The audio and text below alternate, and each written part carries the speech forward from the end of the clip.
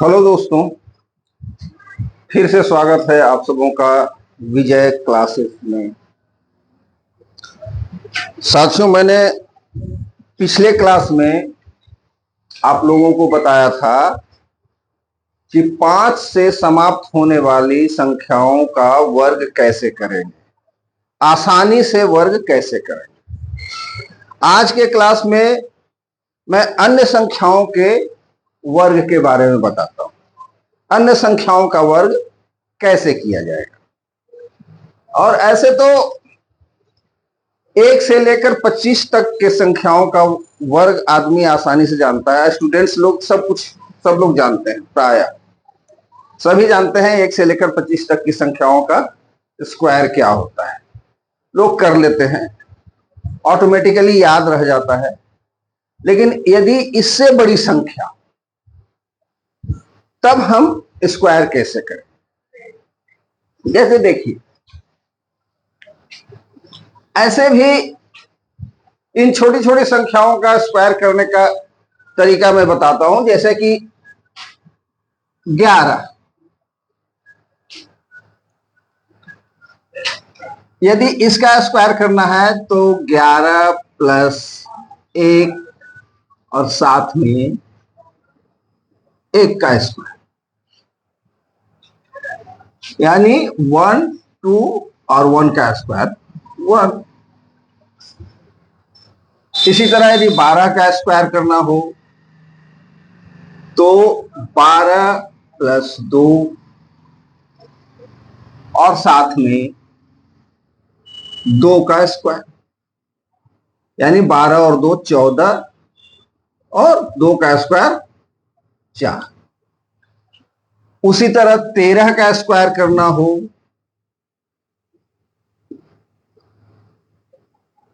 तो ये हो जाएगा 13 प्लस 3 और साथ में 3 का स्क्वायर, यानी 13 3 16 एंड 9।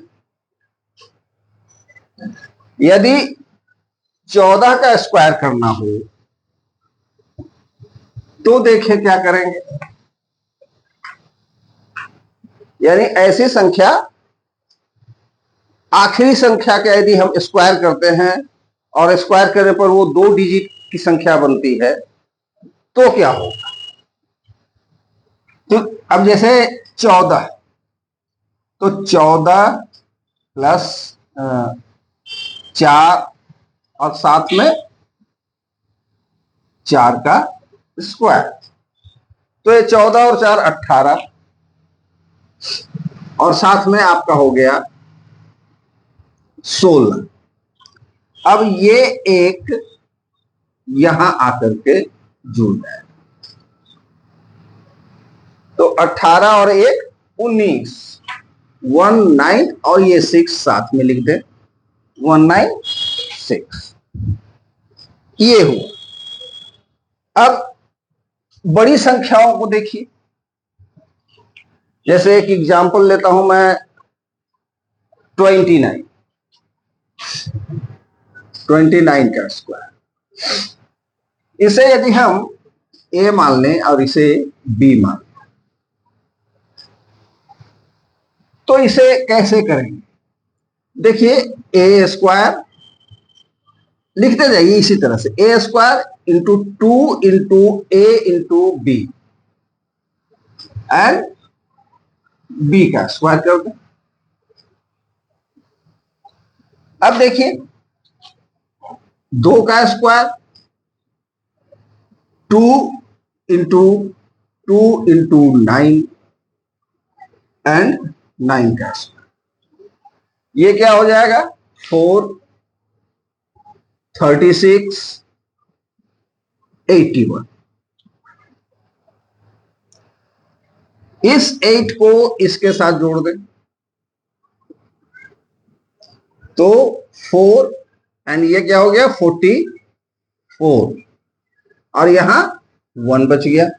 ये 4 यहां जुड़ जाएगा, ये 4 यहां जुड़ जाएगा, तो ये क्या हो गया इस 4 को यहां लाकर जोड़ दे।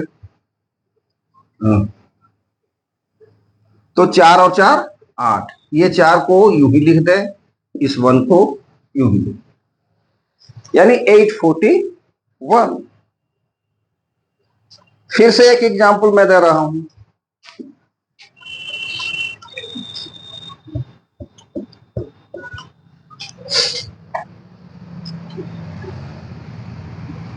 जैसे 46 का स्क्वायर यदि करना है, उसी तरह से हम लिखेंगे 2, सॉरी,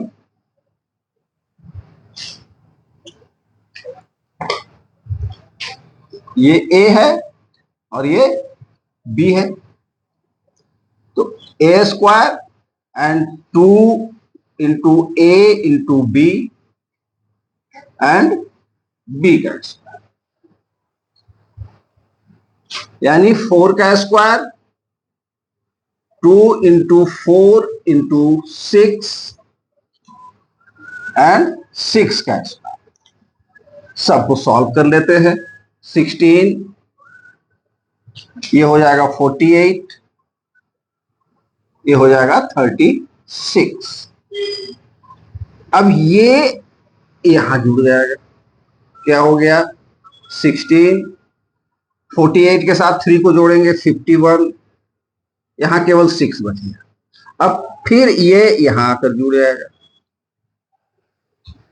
तो ये कितना हो गया 21, बच गया 1 यहां, ये 6, 2116। ये एक आसान तरीका है। ऐसे आप कहेंगे कि भाई 2 को गुना कर देंगे, दोनों को 46 को 46 के साथ गुणा कर देंगे तो ये और भी आसान है। हाँ सही बात है, आसान है, लेकिन यदि आप इसे करेंगे तो इसकी आदत पड़ जाने के बाद आपको ये बहुत ही आसान लगेगा, बहुत ही आसान लगेगा। अभी तक इसकी आदत नहीं पड़ी होगी, आदत नहीं पड़ी है, आदत पड़ जाने के बाद सारी चीजें सब आसान हो जाएंगी।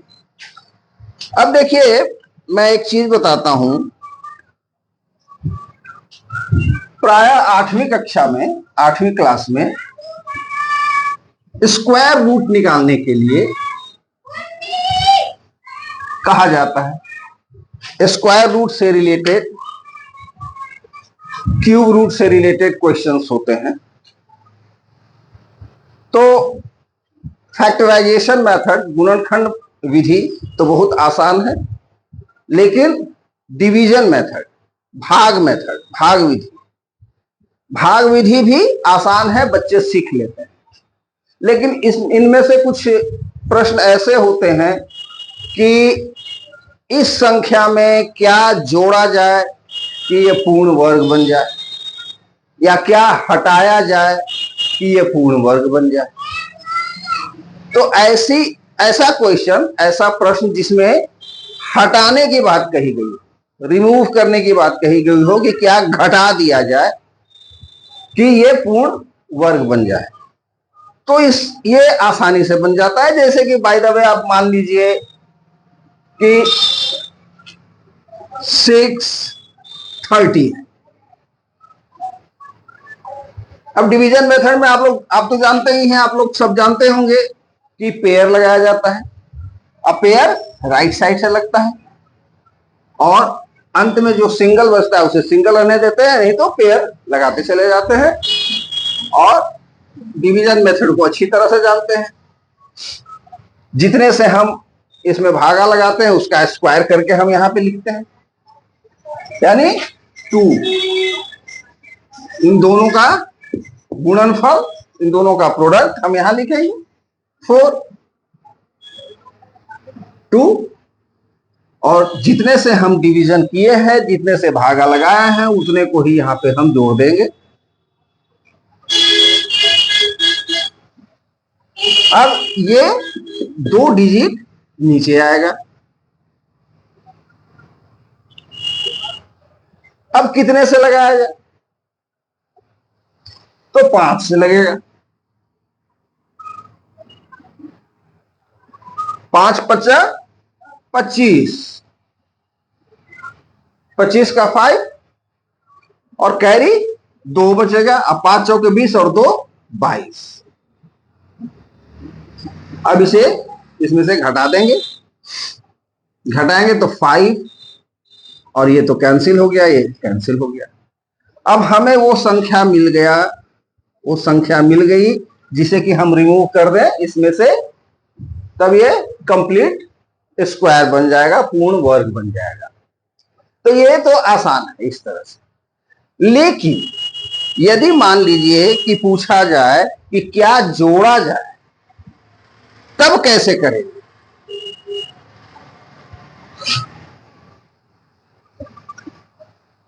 बाय द वे मान लीजिए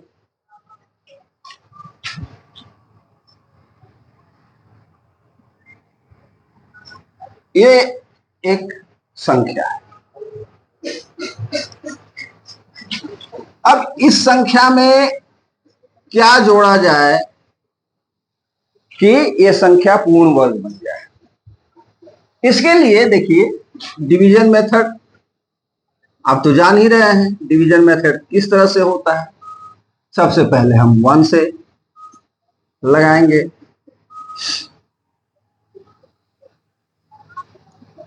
कैंसिल हो गया 2, ये दो, इन दोनों को जोड़ेंगे तो 2 आएगा। फिर 5 एंड 6, अब फिर से हम 2 से लगाएंगे, भागा 22 दूना 44।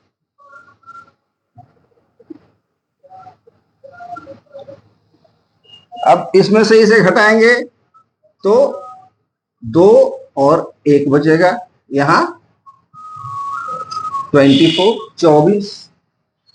अब फिर से इसे नीचे लाएंगे।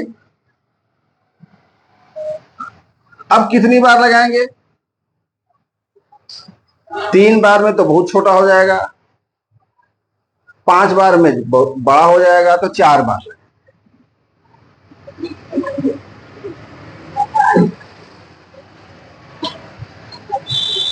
4 चौके 16, 6 कैरी 1, 4 चौके 16, 1 17, 7 कैरी 1, 4 दूना 8 और 1 9।